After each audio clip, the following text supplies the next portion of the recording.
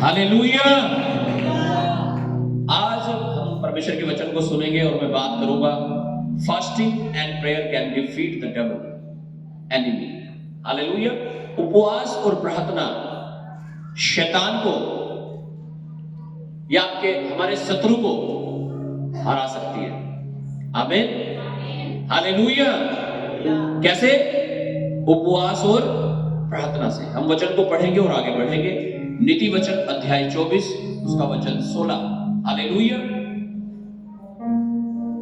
उपवास और प्रार्थना जब जब भी हम परमेश्वर के वचन में पढ़ते हैं एक सामर्थ्य नजर आती है। परमेश्वर की उपस्थिति में बंधन टूटते हुए नजर आते हैं। हालेलुया। और ये कोई नहीं कर सकता, सिर्फ परमेश्वर कर सकता है। आमीन। आइए वचन को पढ़ेंगे। नीति वचन अध्याय 24 वचन 16। क्योंकि धर्मी चाहे 7 बार गिरे तो भी उठ खड़ा होता है, परंतु दुष्ट लोग विपत्ति में गिरकर पड़े ही रहते हैं। वचन में लिखा धर्मी जन 7 बार भी गिरे तो भी उठ खड़ा होता है, लेकिन दुष्ट जन विपत्ति में पड़े ही रहते हैं। कई बार हमारी शिकायत होती है कि मैंने तो उपवास भी कर लिया पास्टर जी, मैंने तो प्रार्थना भी कर ली, मैंने तो ये भी कर लिया वो भी कर लिया, कुछ भी नहीं हो रहा तब भी मेरा। कारण क्या है? बाइबल में लिखा अगर आप आत्मिक व्यक्ति हैं, अगर आप धर्मी व्यक्ति हैं, अगर आप परमेश्वर के जन हैं, हालेलुया, तो वचन में लिखा धर्मी जन अगर 7 बार भी गिरे तो भी उठकर खड़ा हो जाता है। लेकिन लिखा दुष्ट जन कहां पड़ा रहता है? हालेलुया, उसी विपत्ति में पड़ा रहता है। मान लीजिए कोई नशा करता है, तो अगर आपसे गलती होगी, आप यीशु के पास आए, आपसे गलती होगी, नशा कर लिया, हालेलुया, तो आपको जब एहसास हुआ यार मैंने ये गलत कर दिया, मुझे नशा नहीं करना चाहिए था, व्यभिचार नहीं करना चाहिए था, गाली नहीं देनी चाहिए थी, लड़ाई नहीं करनी चाहिए थी, मुझे गलत बुरी बात नहीं बोलनी चाहिए थी अपने मुंह से, हालेलुया। तो जब आप ये अंगीकार करते हैं, जब आप ये पश्चाताप कर लेते हैं, जब ये चीज आपके मन में आती है, तो इसका मतलब आप धर्मी हैं। आप गलत चीजों में ठहर नहीं पा रहे हैं, आप उनसे बाहर निकलना चाहते हैं। ये एक धर्मी व्यक्ति की पहचान है कि धर्मी जन 7 बार भी गिरे तो भी उठ खड़ा होता है। हालेलुया। और लिखा है दुष्ट जन उसी में पड़ा रहता है, फिर नशा, फिर दारू, फिर व्यभिचार, फिर गलत चीजें। हालेलुया। तो हमें अपने आप को चेक करना है, क्योंकि जब तक हालेलुया हम श्योर नहीं होंगे अपने अंदर से, हमारे अंदर से ये निश्चय नहीं होगा कि मेरा जीवन पवित्रता का जीवन है, मेरा जीवन परमेश्वर की उपस्थिति से भरा हुआ है, तब तक उपवास और प्रार्थनाएं और वो कॉन्फिडेंस, वो विश्वास हमारा मजबूत नहीं हो पाएगा। और जब तक विश्वास मजबूत नहीं होगा तब तक परमेश्वर की आशीष हमारे जीवन में नहीं आ पाएगी।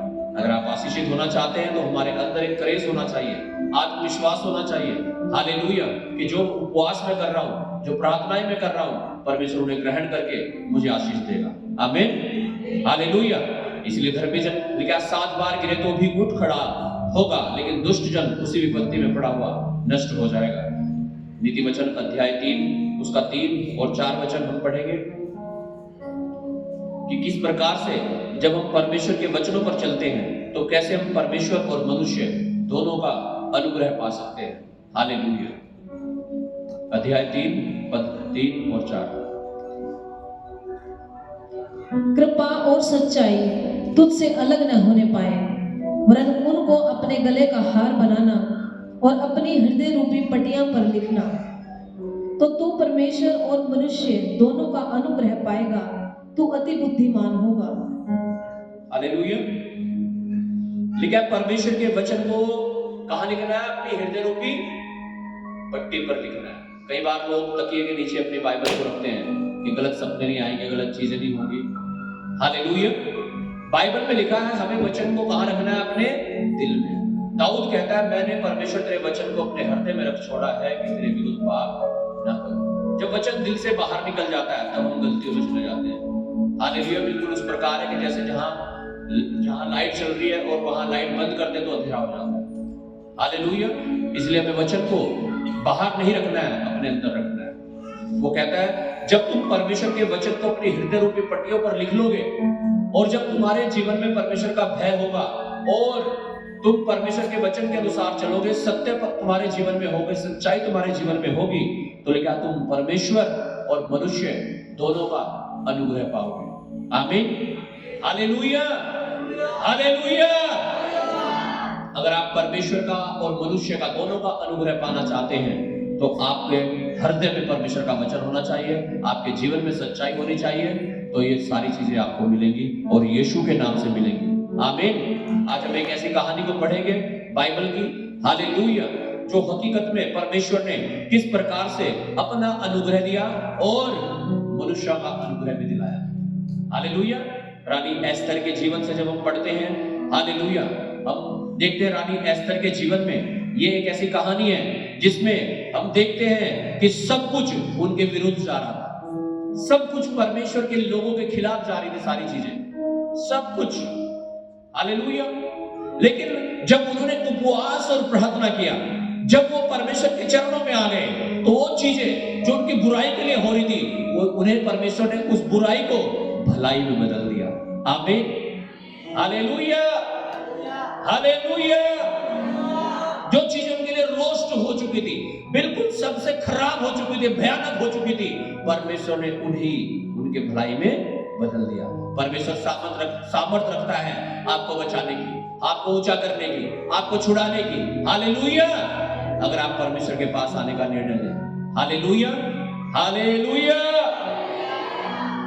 कई बार हम परमेश्वर से दूर हो जाते हैं, प्रार्थना कर ली, बहुत कर ली, उपवास भी कर लिया, कुछ नहीं हो रहा है। मैं प्रभु के अभिषेक दास का प्रचार सुन रहा था, वो अपने आत्मिक पिता के पास गए और कहने लगे मेरी बीमारी नहीं जा रही है और समस्याएं बढ़ रही है। उन्होंने कहा और प्रार्थना करो। उन्होंने कहा मैं तो प्रार्थना करता हूं। कहने लगे नहीं, और प्रार्थना करो। हालेलुया। उन्होंने कहा मैं तो चलो ठीक है जी, मैं ज्यादा प्रार्थना कर लूंगा। कह रहे उपवास करो। कहते मैं तो उपवास भी करता हूं जी। उन्होंने कहा नहीं, और ज्यादा उपवास करो। हम क्या करते हैं जब हमारी चीजों के समाधान नहीं होते हैं, हम क्या करते हैं, प्रार्थना करनी बंद कर देते हैं। हालेलुया। उपवास करना बंद कर देते हैं। मेरे लिए तो कुछ हो ही नहीं रहा, मेरा तो सब बुराई हो रहा है, मेरा क्या करूं। हालेलुया। जबकि परमेश्वर का आत्मा कहता है, हालेलुया, कि हमें और ज्यादा प्रार्थनाएं बढ़ानी है अगर तकलीफ बढ़ रही है। आमीन, हालेलुया। और ज्यादा उपवास बढ़ाने हैं अगर आपकी समस्याओं के समाधान नहीं हो रहे हैं। हालेलुया। आइए हम एस्थर के जीवन से देखेंगे किस प्रकार से परमेश्वर ने उस बुराई को उनकी भलाई में बदल दिया। एस्थर की पुस्तक उसका 3 अध्याय और 13 वचन। 3 अध्याय और उसका 13 वचन। एस्थर की पुस्तक उसका 3 अध्याय उसका 13 वचन, पेज नंबर 601। राज्य के सब प्रांतों में इस आशय की चिट्ठियां हरकारों के द्वारा भेजी गई कि एक ही दिन में अर्थात अदार नामक 12वें महीने के 13वें दिन को क्या जवान, क्या बूढ़ा, क्या स्त्री, क्या बालक, सब यहूदी मार डाले जाएं, नष्ट किए जाएं और उनका सत्यानाश किया जाए और उनकी धन संपत्ति लूट ली जाए। ओके। वचन में लिखा है कि राजा ने एक आज्ञा निकाली, और वो आज्ञा क्या थी? हाँ जी, कौन सी आज्ञा निकाली? कि जितने भी परमेश्वर के लोग हैं उन सबको क्या कर दिया जाए? लिखा एक ही दिन में अर्थात अदार नामक 12वें महीने के, जैसे दिसंबर महीना है उसकी 13 तारीख होती है, 13वें दिन को क्या जवान, क्या बूढ़ा, क्या स्त्री, क्या बालक, दूध पीते यहां तक कि सब बच्चे बड़े, सब बूढ़े यहूदी मार डाले जाए, परमेश्वर के लोग मार डाले जाए, और लिखा नष्ट किए जाए और उनका सत्यानाश किया जाए, और लिखा और उनकी धन संपत्ति भी लूट ली जाए। ऐसी आज्ञा वहां के राजा ने निकाल दी। Hallelujah, hallelujah. और जब हम वचन को पढ़ते हैं तो हमें मालूम होता है कि इसी राजा के महल में एक परमेश्वर की जन है और वो उसकी रानी है। हालेलुया। यहां हम 4 कैरेक्टर पढ़ेंगे। एक तो राजा सयर्स, हालेलुया, और हमान जो शैतान आप समझ सकते हैं, हमान शैतान, एक मोर्दके और एक एस्थर रानी। यहां 4 लोगों के बारे में जिक्र होगा। तो एस्थर रानी और मोर्दके भाई बहन, समझ में आ गया? और राजा और हमान, हालेलुया, ये दोनों एक से आप समझ सकते हैं। ओके, आगे हम पढ़ेंगे क्या हुआ। लिखा हमान ने जब राजा को जाकर के कहा कि इन लोगों को नष्ट करना है, तो लिखा राजा ने एक आज्ञा निकाल दी। और क्या आज्ञा निकाल दी गई कि 12वें महीने के 13वीं तारीख को ये चीजें आपको इन लोगों को, परमेश्वर के लोगों को जहां जहां भी है सबको क्या करना है, मारना है। कैसा मारना है? थप्पड़, आदि डंडा नहीं, जान से मारना है, नष्ट करना, लिखा सत्यानाश करना है। हालेलुया। और लिखा है सब मार डाले जाएं, उनका सत्यानाश किया जाए और उनकी धन संपत्ति लूट ली जाए। 4 वचन, 4 अध्याय, उसका 15 और 16 वचन हम पढ़ेंगे। 4 का 15 और 16। तब एस्तेर ने मोर्दकी के पास यह कहला भेजा, तू जाकर शूशन के सब यहूदियों को इकट्ठा कर और तुम सब मिलकर मेरे निमित्त उपवास करो। 3 दिन रात न तो कुछ खाओ और न कुछ पियो। मैं भी अपनी सहेलियों सहित उसी रीति उपवास करूंगी और ऐसी ही दशा में मैं नियम के विरुद्ध राजा के पास भीतर जाऊंगी, और यदि नष्ट हो गई तो हो गई। हालेलुया। एस्तेर कौन है? मोर्दकी की बहन। एस्तेर एक रानी है जो महल में रहती है, लेकिन रानी की जाति छिपी हुई है, राजा को नहीं पता ये कौन है, रहती महल में ही है। अब जब मोर्दकी को, परमेश्वर के जन को यह मालूम हुआ कि वो और उनके लोगों को सबको जान से मारा डाला जाएगा, तो वो रानी के पास उसने संदेश भिजवाया और कहा रानी हम सब मार डाले जाएंगे। और रानी को धमकी भी दी, ये कहा रानी परमेश्वर हम सबको तो बचा ही लेगा, लेकिन एक बात समझ, तेरा क्या होगा? परमेश्वर तो अपने लोगों को कैसे ना कैसे बचा ही लेगा, लेकिन तू अगर महल में बैठी हुई है सब कुछ देखती रही तो तेरा क्या होगा? तुझे किस लिए परमेश्वर ने महल में भेजा है? और जब ये बात मोर्दकी ने अपनी बहन एस्तेर को भी ये संदेश भिजवाया, तो लिखा उसने मोर्दकी के पास ये कहला भेजा। क्या कहला भेजा? कि जितने भी परमेश्वर के लोग हैं, जितने भी यहूदी हैं, जितने भी परमेश्वर के भक्त हैं, जन हैं, कह रहे वो सब 3 दिन 3 रात तक कुछ भी नहीं खाएंगे और ना कुछ। Hallelujah, hallelujah. कह रहे 3 दिन 3 रात तक वो ना तो कुछ खाएंगे ना कुछ पिएंगे। हालेलुया। और कह रही रानी मैं नियम के विरुद्ध राजा के पास जाऊंगी, और अगर मर गई तो मर गई। हालेलुया। कह रही नष्ट हो गई तो हो गई। क्यों? क्या ऐसा क्या था कि राजा के सामने नहीं जा सकती थी रानियां? वहां ऐसा रूल था, महल में नियम ऐसा बनाया गया था राजा के द्वारा कि कोई भी राजा की रानी उसके पास डायरेक्ट नहीं जा सकती थी। जिसको राजा बुलाता था सिर्फ वही जा सकती थी। हालेलुया। इसलिए एस्तेर कह रही है कि अगर मैं नियम के विरुद्ध जाऊंगी तो राजा मुझे मार सकता है। ये नियम था कि अगर कोई रानी डायरेक्ट जाएगी तो मार डाली जाएगी, उसी समय मृत्युदंड दिया जाएगा। उसने कहा ये रिस्क मैं ले तो लूंगी, लेकिन एक काम तुम सबको करना पड़ेगा कि तुम सबको क्या करना पड़ेगा? उपवास और प्रार्थना करनी पड़ेगी। कैसी उपवास प्रार्थना? हाँ जी, हेलो। 3 दिन और 3 रात, ना तो कुछ खाना ना कुछ पीना। हालेलुया, आमीन।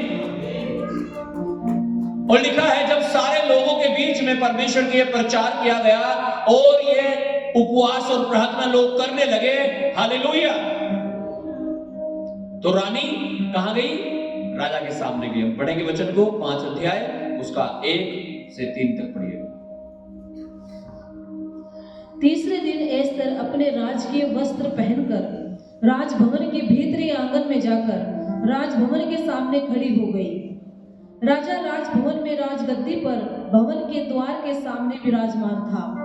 और जब राजा ने एस्तेर रानी को आंगन में खड़ी हुई देखा, तब उसने प्रसन्न होकर सोने का राजदंड जो उसके हाथ में था उसकी ओर बढ़ाया। तब एस्तर ने निकट जाकर राजदंड की नोक छुई। तब राजा ने उससे पूछा, हे एस्तर रानी, तुझे क्या चाहिए? तू क्या मांगती है? मांग और तुझे आधा राज्य तक दिया जाएगा। हालेलुया। वो राजा जब किसी रानी को देखता था तो क्या करता था? मृत्यु दंड, ऐसे बिना बुलाए कैसे आ गई। आज ये एस्तर को देख रहा है, कह रहा रानी मांग, क्या मांगती है? तुझे आधा राज्य तक भी दे दिया जाएगा। कैसे हुआ ये चमत्कार? उपवास और प्रार्थना के द्वारा। इम्पॉसिबल था। अभी हमने वचन सुना, जब हम वचन को अपने हृदयों में रखते हैं, हालेलुया, परमेश्वर का भय मानते हैं, हालेलुया, सच्चाई पर चलते हैं, तो परमेश्वर और मनुष्य दोनों का अनुग्रह पाते हैं। और यहां एस्तर के जो लोग थे, परमेश्वर के जो लोग थे, उन्होंने यही किया। उन्होंने अपने आप को नम्र कर लिया, दीन कर लिया, जीरो कर लिया, शून्य कर लिया, और इतने नम्र, इतने दीन होकर के उपवास और प्रार्थना करने लगे और मांगने लगे, परमेश्वर में बचा ले। और लिखा नियम के विरुद्ध जब रानी एस्तर राजा के सामने गई तो राजा क्या कह रहा है? क्या कह रहा है? रानी मांग, आधा राज्य तक की तुझे दे दिया जाएगा। कैसे हुआ है? या तो विपरीत हो रहा था, सब कुछ उल्टा हो रहा था। हाँ जी, हालेलुया। लेकिन यहां तो कुछ माहौल ही बदल गया। हालेलुया। कैसे हुआ ये चमत्कार? उपवास और प्रार्थना के द्वारा। कई बार आपको लगता होगा, शैतान आपको भ्रमित करता होगा, क्या होगा तेरे भूखा मरने से? हाँ जी, क्या होगा बार बार प्रार्थना करने से? हर संडे थोड़ा ही जाना चर्च में, है ना? Hallelujah, hallelujah.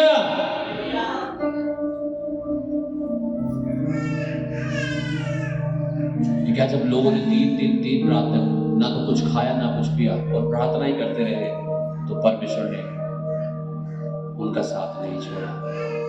वचन में लिखा है, परमेश्वर राजाओं के मनों को भी नालियों की तरह मोड़ देता है, और परमेश्वर ने इस राजा के मन को मोड़ दिया। और इतना ही नहीं, अभी सुनो आगे क्या क्या हुआ। 9 वचन पढ़िएगा।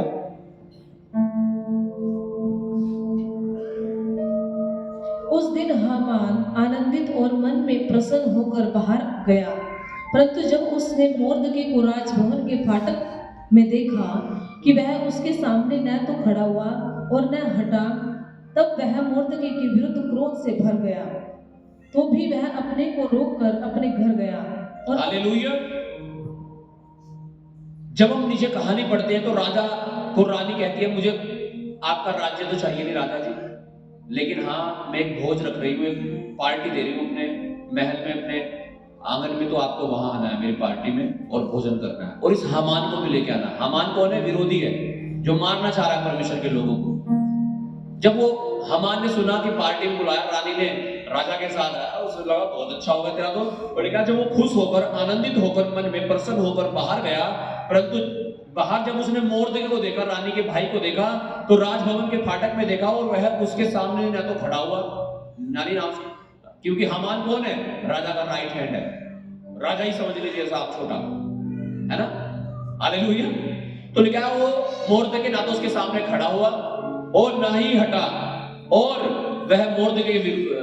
तो जब मोर्दके ने ना तो वो हटा ना उसे प्रणाम किया, हाँ जी, उसकी कोई आदर सम्मान नहीं किया, तो क्या हुआ? हामान क्रोध से भर गया, झुंझला गया, इसे नहीं छोड़ने का, ये जरूर मारूंगा। राजा ने आज्ञा तो निकाल ही रखी, उस तारीख में तो ये मरेंगे ही। हालेलुया। तो गुस्सा आ गया उसे देख के उसे। हालेलुया। लिखा, तो भी वह अपने को रोककर अपने घर गया और अपने मित्रों को, अपनी स्त्री जरेस को बुलवा लिया। 14 वचन को पढ़िएगा। उसकी पत्नी जरेस और उसके सब मित्रों ने उससे कहा, 50 हाथ ऊंचा फांसी का एक खंभा बनाया जाए और सवेरे राजा से कहना कि उस पर मोर्दके लटका दिया जाए। तब राजा के संग आनंद से भोज में जाना, इस बात से प्रसन्न होकर हामान ने वैसा ही फांसी का एक खंभा बनवाया। हामान अपने घर आया और उसकी पत्नी ने और उसके दोस्तों ने क्या कहा, एक फांसी का खंभा बनवा ऊंचा सा, ताकि सबको दिखे। और इसे मोर्दगो को राजा से बात करना जाके आज शाम को जब भोजन करने जाएगा वहां पे, है ना, और उस राजा को बोल के इस मोर्दगो को क्या कर फांसी पर चढ़ा देंगे। और क्या हमान ने वैसा ही फांसी का फंदा एक ऊंचा सा खंभा बनवा के उस पर फांसी का फंदा लटका दिया। किसके लिए? मोर्दगो को मारने के लिए, परमेश्वर के भक्त को, परमेश्वर के जन को मारने के लिए। Hallelujah, hallelujah. लेकिन ये परमेश्वर के लोग क्या कर रहे थे? क्या कर रहे थे? ये उपवास और हालेलुया। अब सुनो ध्यान से, आगे क्या हुआ पढ़िएगा, वचन अध्याय 6 का 1 से। उस रात राजा को नींद नहीं आई। लिखा है जब हामान ने तो खंभा बना दिया, फांसी का फंदा लटका दिया उसके ऊपर, लिखा उस रात राजा को नींद, हाजी उस रात राजा को नींद नहीं आती ना। कई बार रात को क्या करते हैं, फिर करवटें बदलते हैं, कभी इधर, कभी उल्टे लेटते हैं, कभी सीधे, है ना, कभी सिर के नीचे तकिया लगाते हैं, कभी हटाते हैं, सोचते नींद नहीं आ रही, तो राजा को नींद नहीं आ रही। राजा कोई विश्वासी आदमी नहीं था, कोई परमेश्वर का जन नहीं था, अविश्वासी था, दांत मधु पीता था, यानी नशा भी करता था। नशा करने के बाद भी राजा को नींद नहीं आ रही, बेचैन हो रहा है, सोच रहा क्या करूं, कहां जाऊं, क्या करूं, बेचैन है, उसे समझ में नहीं आ रहा क्या करूं। और जब राजा को नींद नहीं आई, इसलिए उसकी आज्ञा से इतिहास की पुस्तक लाई गई। इसलिए राजा ने कहा यार एक काम करो, मुझे नींद नहीं आ रही, इतिहास की पुस्तक लेके आओ, निकाल के एक किताब लेके आओ, मेरे राज्य में क्या क्या हुआ, और उसे पढ़ के सुनाओ यार, मुझे तो नींद नहीं आ रही है। हाँ, और पढ़कर राजा को सुनाई गई। और पढ़कर वो पुस्तक राजा को सुनाई गई। अब किताब जो होती है ना, वो छोटी सी तो है नहीं कि एक ही पेज में, है ना, पूरी बाइबल में देखो कितने पेज है। हालेलुया। तो एक पुस्तक लाई गई और वो पढ़कर सुनाई गई। अब पुस्तक क्या आपका कहां से खुल जाए, अब सुनो ध्यान से। उसमें यह लिखा हुआ मिला, उस पुस्तक को जहां से पढ़ा गया उसमें वहां यह लिखा हुआ मिला कि जब राजा सैयर्श के हाकिम जो द्वारपाल भी थे, कि जब राजा सैयर्श के हाकिम जो द्वारपाल थे, उनमें से बिगताना और तेरेस नाम के 2 जनों ने क्या प्लान बनाया, राजा को मारने का प्लान बनाया। हाँ, तब राजा ने पूछा, इसके बदले मोर्दकी की क्या प्रतिष्ठा, और उस पर हाथ उठाने की युक्ति की उसे मोर्दके ने प्रकट किया था। राजा के सामने जब पुस्तक पढ़ी जा रही थी तो क्या पढ़ा गया कि 2 व्यक्ति थे, बिगताना और तेरेस नाम के, और लिखा ये दोनों राजा तुझे मारना चाह रहे थे, लेकिन मोर्दके ने बचा लिया था तुझे। तो राजा ने पूछा यार एक बात बताओ, जिस आदमी ने मेरी जान बचाई, हमने उसका क्या मान सम्मान किया?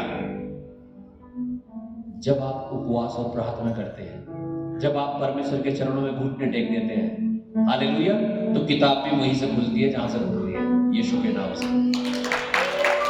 आमीन। आपके अगर कोर्ट में केस चल रहे हैं ना, वहीं से खुलेंगे जहां से यीशु मसीह चाहता है। आमीन, हालेलुया। जो आप चाहते हैं ना वही होगा उनमें, चाहे वो करना कुछ और चाहता हो कोई, वो भले ही आपकी हानि के लिए, नुकसान के लिए हो, परमेश्वर ने आपके लाभ में बदलने जा रहा है यीशु के नाम से। आमीन, हालेलुया। कि यार जिसने मेरी जान बचाई, राजा की जान बचाई, उसका तो मान सम्मान होना चाहिए, उसके लिए तो कुछ भलाई होनी चाहिए। क्या किया था हमने उसके सम्मान में, पढ़िएगा। राजा के जो सेवक उसकी सेवा टहल कर रहे थे, उन्होंने उसको उत्तर दिया, उसके लिए कुछ भी नहीं किया गया। कह रहे राजा, उसके लिए तो कुछ भी नहीं किया गया। हाँ, राजा ने पूछा, आंगन में कौन है? राजा को लगा आंगन में कोई खड़ा है, उसने पूछा यार आंगन में कौन है, बाहर कौन खड़ा है? हाँ, उसी समय हामान राजा के भवन से बाहरी आंगन में इस मनसा से आया था कि जो खंभा उसने मोर्दकी के लिए तैयार कराया था, उस पर उसको लटका देने की चर्चा राजा से करी। आए। सुनो मजा कितना आएगा। हामान किस लिए आया राजा के पास? ताकि जो फांसी का फंदा लटका गया है ना, राजा से चर्चा करे बैठ के, राजा जी ये आदमी बहुत खराब है, आपके राइट हैंड को दुआ सलाम नहीं करता, देख के खड़ा नहीं होता, रास्ता नहीं छोड़ता। मैंने एक फांसी का फंदा बनवाया, आज इसे उस पर लटकाना राजा। ये तो बात करने के लिए आया, मोर्देको को मारने के लिए, फांसी पर चढ़ाने के लिए। और अंदर क्या काम चल रहा, अंदर कैसी कहानी चल रही? अंदर ये कहानी चल रही कि मोर्देको को क्या करना चाहिए? मान सम्मान करना चाहिए। हालेलुया! कैसे हो रहा है ये सब कुछ? हालेलुया! आपको भले ही लगता होगा कुछ नहीं हो रहा, आपकी प्रार्थनाओं से, आपके उपवास से, आपके चर्च में आने से, दसवांश देने से कुछ नहीं हो रहा है। सब कुछ हो रहा है, बहुत कुछ हो रहा है। और ये आप देखोगे, इसका रिजल्ट यीशु के नाम से अपने जीवन में। परमेश्वर आपकी लड़ाई को लड़ता है ना, तब ऐसा ही होता है। आमीन, हालेलुया। वो तो अंदर किस लिए आना चाह रहा राजा के पास? ताकि राजा से बात करूं, उस पे फांसी पे फंदे पे लटकाने के लिए। और राजा क्या कह रहा है? यार आंगन में कोने से अंदर लाओ ताकि मैं मोर्देको का मान सम्मान कर सकूं। पढ़िएगा आगे। तब राजा के सेवकों ने उससे कहा, हाँ, आंगन में तो हामान खड़ा है। आंगन में तो हामान खड़ा है। राजा ने कहा, उसे भीतर बुलवा ला। यार बुलाओ उसे जरा। हाँ, जब हामान भीतर आया, तब राजा ने उससे पूछा, जिस मनुष्य की प्रतिष्ठा राजा करना चाहता हो तो उसके लिए क्या करना उचित होगा? हामान ने यह सोचकर कि मुझसे अधिक राजा किसकी प्रतिष्ठा करना चाहता है। हालेलुया। राजा ने पूछा, यार एक बात बता हामान, अगर राजा किसी की प्रशंसा करना चाहे, मान सम्मान करना चाहे, प्रतिष्ठा करनी चाहता है तो उसे क्या करना चाहिए? उसने सोचा, यार इस पूरे राज्य में तो कोई भी मेरे से ज्यादा तेज, मुझे छोड़ो किसका सम्मान करेगा राजा? और थोड़ा सा हो गया, थोड़ा सा राजा, अच्छा ठीक है मैं बताता हूं। हाँ, 8 वचन। उसके लिए राज के वस्त्र लाया जाए। क्या कह रहा हामान? उसके लिए राज के वस्त्र लाया जाए जो राजा पहनता है। जो कपड़े राजा पहनता है वही ऐसे कपड़े उसे पहनाए जाए। और एक घोड़ा भी जिस पर राजा सवार होता है। वो घोड़ा जिस पर राजा सवार होता है। हाँ, और उसके सर पर जो राज के मुकुट धरा जाता है। और जो मुकुट राजा के सर के ऊपर रखा जाता है वही मुकुट उसके सर के ऊपर रखा जाए। फिर वह वस्त्र और वह घोड़ा राजा के किसी बड़े हाकिम को सौंपा जाए, और जिसकी प्रतिष्ठा राजा करना चाहता हो उसको वह वस्त्र पहनाया जाए, और उस घोड़े पर सवार करके नगर के चौक में उसे फिराया जाए, और उसके आगे आगे यह प्रचार किया जाए, जिसकी प्रतिष्ठा राजा करना चाहता है उसके साथ ऐसा ही किया जाए। राजा ने हामान से कहा, फुर्ती करके अपने कहने के अनुसार उस वस्त्र और उस घोड़े को लेकर उस यहूदी मोर्देको से जो राजभवन के फाटक में बैठा करता है वैसा ही कर, जैसा तूने कहा है, उसमें कुछ भी कमी होने ना पाए। ये तो पहले ही से मारने के लिए फिर रहा था, अभी से ही कह दिया उसका मान सम्मान करवा के घोड़े में बिठा के राजा के कपड़े पहना के उसे पूरे देश में घुमा के लाया। Hallelujah, hallelujah. कौन कर सकता है ऐसा? आपका और मेरा परमेश्वर। उसके लिए कुछ भी कठिन नहीं है। दुनिया कितनी चाल चल ले, लोग कितने बंधन बांध ले, कुछ भी कर ले, हालेलुया, जिस संग है यहोवा, हाँ जी, फिर किस चीज का डर है? आमीन, हालेलुया। लेकिन तब हामान ने उस वस्त्र और जो घोड़ा, वो सारी चीजें वो ऐसा ही मोर्देको के साथ किया। हालेलुया। आगे वचन हम पढ़ेंगे 12।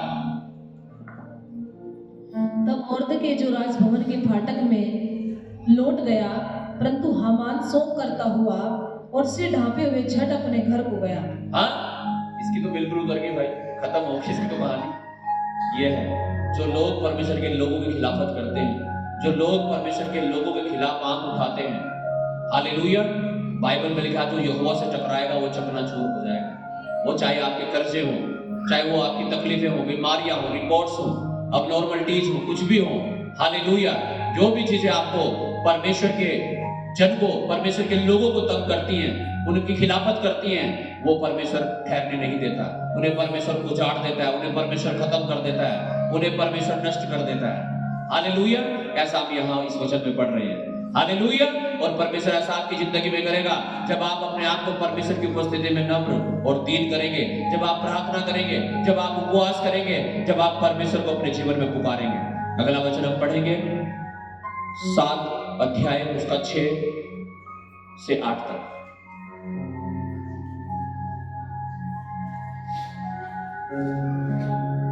अब राजा के पास खाना खाने जाने के लिए टाइम हो गया।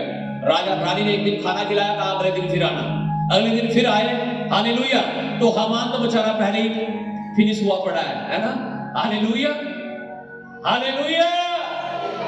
फांसी का फंदा तैयार है, सोच रहा कैसे कैसे क्या करूं। और लिखा आज फिर दोबारा फिर से हामान और राजा एस्तर रानी के पास आए खाना खाने के लिए। और अब बातें चल रही हैं, सुनिए ध्यान से क्या हो रहा है। 3 वचन से पढ़ दीजिएगा, 7 अध्याय 3 वचन से 8 तक। एस्तर रानी ने उत्तर दिया, हे राजा, यदि तू मुझ पर प्रसन्न है और राजा को यह स्वीकार हो तो मेरे निवेदन से मुझे और मेरे मांगने से मेरे लोगों को प्राण दान मिले, क्योंकि मैं और मेरी जाति के लोग बेच डाले गए हैं और हम सब घात और नष्ट किए जाने वाले हैं। यदि हम केवल दास दासी हो जाने के लिए बेच डाले जाते तो मैं चुप रहती, चाहे उस दशा में वह विरोधी राजा की हानि भर न सकता। तब राजा शेयर्स ने एस्तर रानी से पूछा, वह कौन है और कहाँ है जिसने ऐसा करने का निश्चय किया है? एस्तर ने उत्तर दिया, वह विरोधी और शत्रु यही दुष्ट हामान है। Hallelujah, hallelujah. अब शैतान बिल्कुल खत्म हो गया, बिल्कुल विक्टिम मिल गया। हालेलुया। वही बैठा हुआ था, 3 लोग थे, सिर्फ बात चल रही है। राजा पूछ रहा, वो कौन है जो तुम्हें नष्ट करना चाहता है, मुझे बताओ। उसने कहा, वो दुष्ट, वो दुश्मन, वो शत्रु यही तो है हामान। राजा गुस्से में भर गया और वचन में लिखा है, एस्तर ने उत्तर दिया, वह विरोधी और शत्रु यही दुष्ट हामान है।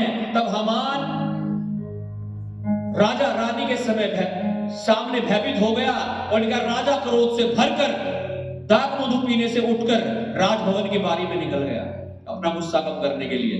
और हामान यह देखकर कि राजा ने मेरी हानि ठान ली होगी, एस्तर रानी से प्राणदान मांगने को खड़ा हुआ। क्या करने के लिए? रानी के पैर पकड़ने के लिए हामान खड़ा हुआ कि मुझे माफ कर दो, मेरे से गलती होगी, मुझे माफ कर दो। हालेलुया। और राजा कहां? बाहर चला गया आंगन में अपने गुस्सा कम करने के लिए। लेकिन हामान सोच रहा कि राजा इसलिए बाहर गया कि मुझे मरवाएगा, वो इसलिए माफी मांगने लगा, पैर पकड़ने लगा, मुझे बचा लो। अब क्या हुआ देखो, जब परमेश्वर हमारे साथ होता है ना तो शैतान को बिल्कुल खत्म करता है। Hallelujah, hallelujah. वो थोड़ा थोड़ा नहीं, फिर वो पूरा काम करता है। आमीन। पढ़िएगा वचन को आगे, 8 वचन। जब राजा राजभवन की बारी से दाख मधु पीने के स्थान से लौट आया, तब क्या देखा कि हामान उसी चौकी पर जिस पर एस्तर बैठी है झुक रहा है।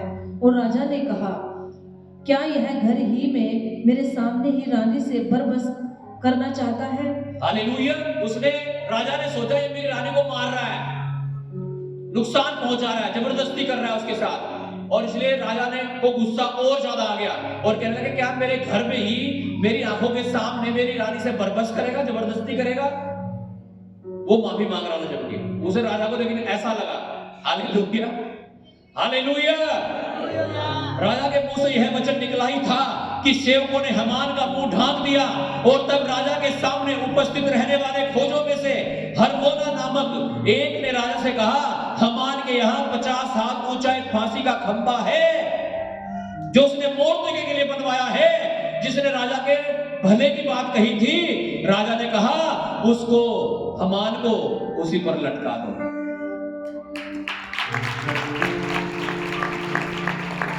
गड्ढा किसके लिए खोदा था? परमेश्वर के लोगों के लिए। गिरा कौन उसमें? खुद। आज यीशु के नाम से आपके जीवन में होने जा रहा है। जो गड्ढे शैतान ने, दुष्ट ने, लोगों ने आपके लिए खोदे हैं, वो खुद उनमें गिरेंगे और परमेश्वर आपको बचाएगा, वो आपको बढ़ाएगा, आपको ऊंचा करेगा यीशु के नाम से। आमीन। परमेश्वर के वचन में लिखा है, परंतु एक काम में जब हम पढ़ते हैं 9 अध्याय में लिखा है, साउल परमेश्वर के लोगों को मारने के लिए, घात करने के लिए घोड़े पर अपने लोगों के साथ निकला कि परमेश्वर के लोगों को दमिश्क में जाकर के पकड़ेंगे, उन्हें मारेंगे। लेकिन रास्ते में ही थे कि एक ज्योति उसके ऊपर चमकी और वो चक्कर खा के वहीं गिर गया। और एक आवाज आई, हे साउल तू मुझे क्यों सताता है? पैने पर लात मारना तेरे लिए कठिन है। और लेकिन वो साउल था, विरोधी था, वो उसी समय अंधा हो गया। और लेकिन 3 रात तक वो कुछ ना देख सका और उसने ना तो कुछ खाया और ना कुछ पिया। क्या कर रहा होगा? पश्चाताप कर रहा होगा, प्रभु यीशु गलती हो गई, मैंने तेरे लोगों को सताया, उन्हें मार दिया, मुझे क्षमा कर दे। पश्चाताप कर रहा था। वही पौलुस जो परमेश्वर के लोगों को कल तक सता रहा था, उसी पौलुस ने इस बाइबल में 13 पत्रियां लिखी है, 13 किताबें इस बाइबल में उसने लिखी है, जो विरोधी परमेश्वर के लोगों को मारता था। 3 रात तक उपवास करता रहा, पश्चाताप करता रहा, परमेश्वर के पास आता रहा। आमीन। और क्या परमेश्वर ने उसकी आंखों को चंगा कर दिया और उसका अंधापन चला गया और वो यीशु की सेवा करने लगा। अपनी गर्दन भी कटवा दी उसने परमेश्वर के लिए। आमीन। सुसमाचार के लिए इतना वफादार रहा। Hallelujah, hallelujah. कैसे हुआ जीवन परिवर्तित? 3 दिन 3 रात लगा, कुछ नहीं खाया, कुछ नहीं पिया, सामर्थ्य बना दिया परमेश्वर ने। हालेलुया। उपवास प्रार्थनाएं हमारे जीवन को परिवर्तित करती हैं। ऐसे हालातों को जो विपरीत है, असंभव है, उन्हें भी पॉसिबल, उन्हें भी संभव करती है यीशु के नाम से। योना के बारे में हम पढ़ते हैं, परमेश्वर योना को भेज रहा था कहां? निनवे शहर में। और योना कहां जा रहा था? तरसुस शहर को जा रहा था। लेकिन वो महामच्छ के पेट में चला गया, मछली के पेट में चला गया। 3 दिन 3 रात तक। क्या रेस्टोरेंट था वहां पर? हाँ, पिज्जा लिया भाई, चाउमीन लिया, मोमोज, हाँ जी, था वहां पे कुछ नूडल्स। हाँ, क्या था? क्या कर रहा होगा 3 दिन तक? उपवास और प्रार्थना कर रहा होगा। कह रहा होगा परमेश्वर मुझे क्षमा कर दे, पश्चाताप कर रहा होगा और परमेश्वर ने उसे क्षमा कर दिया। और लिखा वो निनवे में गया और प्रचार किया और लिखा है निनवे के लोगों ने भी पश्चाताप किया, उपवास किया और लिखा निनवे शहर के सारे लोग बचा लिए गए, योना बचा लिया गया। कारण क्या था? उपवास और प्रार्थना।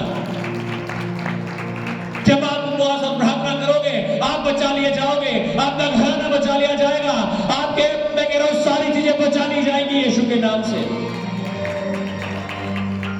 यीशु मसीह के बारे में लिखा है वो जंगलों में प्रार्थना करता हुआ फिरा। 40 दिन 40 रात तक यीशु मसीह निराहार रहा और सामर्थ्य इतनी थी, अभिषेक इतना था कि कोढ़ी आरे शुद्ध हो गए। 4 दिन का मरा हुआ जिंदा कर दिया। तरह तरह के बीमार जो यीशु के पास लाए गए या आए, उन सबको यीशु ने जीवन दे दिया।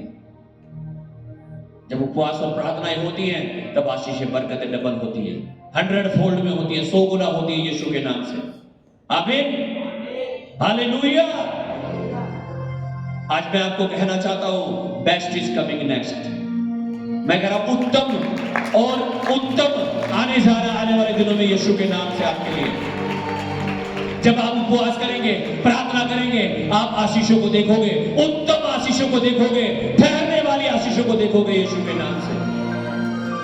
परमेश्वर के वचन में लिखा है याकूब की पत्री 4 अध्याय 10 वचन में, जब तुम अपने आप को नम्र और दीन करोगे तो परमेश्वर तुम्हें शिरोमणि करेगा। अपने आप को नम्र और दीन करो, उपवास में, प्रार्थनाओं में रहो, परमेश्वर बदलेगा आपके हालातों को, आपकी परिस्थितियों को, हर असंभव चीजों को और संभव करेगा यीशु के नाम से। प्रार्थना मसीह जीवन की रीढ़ की हड्डी है और अगर रीढ़ की हड्डी कमजोर है तो कोई खड़ा नहीं हो सकता, कोई बैठ नहीं सकता। कारण क्या है? रीढ़ की हड्डी कमजोर है। उसे मजबूत करो, अर्थात अपनी प्रार्थना को, अपने प्रार्थना के जीवन को मजबूत करो, उपवास में रहो। आमीन। जब आप मजबूत होंगे, आप ताकतवर होंगे, परमेश्वर आपका निकास करेगा, हर चीजों से बाहर निकालेगा आपको और आप एस्तर के समान बड़ी गवाही दे सकोगे। आपके जीवन में एस्तर के मोर्दके के समान परमेश्वर आपको ऊंचा करेगा, आपको ऊंचा करेगा। मैं कह रहा हूं ऊंचा करेगा। हालेलुया। प्रार्थना करना बंद मत करो, रोज प्रार्थना करें, हफ्ते में उपवास करें। परमेश्वर हर रुकावटों को आपके जीवन से, आपके मार्ग से निकाल देगा। परमेश्वर हर बुराई को आपकी भलाई में बदल देगा यीशु के नाम से। आमीन। हालेलुया। उन चीजों को दूर करो जो आपको परमेश्वर से दूर करती है, जो आपको प्रार्थनाओं से दूर करती है। अपने हाथों को उठाओ, अपनी आंखों को बंद करो, प्रार्थना करो सबसे। मुझे नहीं पता वो क्या चीज है, वो क्या बात है जो आपको पवित्रता से दूर करती है, परमेश्वर से दूर करती है। आज प्रार्थना करो, कहो प्रभु वो मेरे मन से निकल जाए, मेरे जीवन से निकल जाए, मेरी लाइफ के हर हिस्से से हर ऐसी चीज निकल जाए प्रभु जो मुझे तुझसे दूर करती है, जो मुझे प्रार्थना से दूर करती है, उपवास से दूर करती है।